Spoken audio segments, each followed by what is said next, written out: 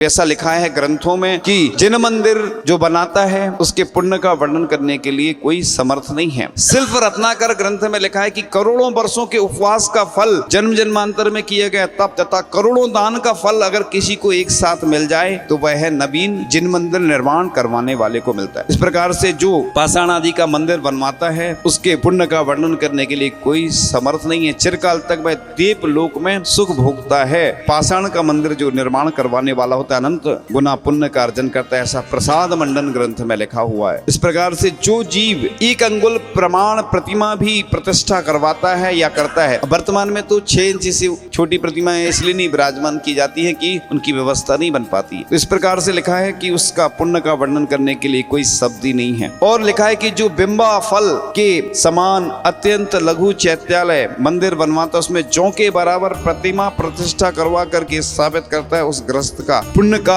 अत्यंत पुण्य उसका महान होता है। उसका दुखमय संसार अंजुलि भर पानी के समान रह जाता है, ऐसा उमा स्वामी श्रावकाचार्य में लिखा जाता है। इसलिए तो लोग दान करते हैं। मुनिराज को भी लिखा है जैसे मुनिराज शुद्धोपयोग में लीन हो जाते हैं, बैठ जाते हैं, 7वें गुण स्थान उनका हो जाता है। 7वां गुण स्थान होने के बाद जो असाता भी है साता में परिवर्तित हो जाती है, यानी उन्हें अगर कोई कष्ट हो रहा हो मुनिराज ध्यान में बैठ जाए तो वो कष्ट दूर हो जाता है। इसी प्रकार से ग्रस्त के लिए लिखा है कि वह भक्ति करे और किसी की बहुत सारी परेशानियां चल रही हो तो वो क्या करे, दान अवश्य करे। दान करने से क्या होता है कि उसका पुण्य और बढ़ता जाता है और उसकी जो कष्ट है परेशानियां वो दूर होती चली जाती हैं।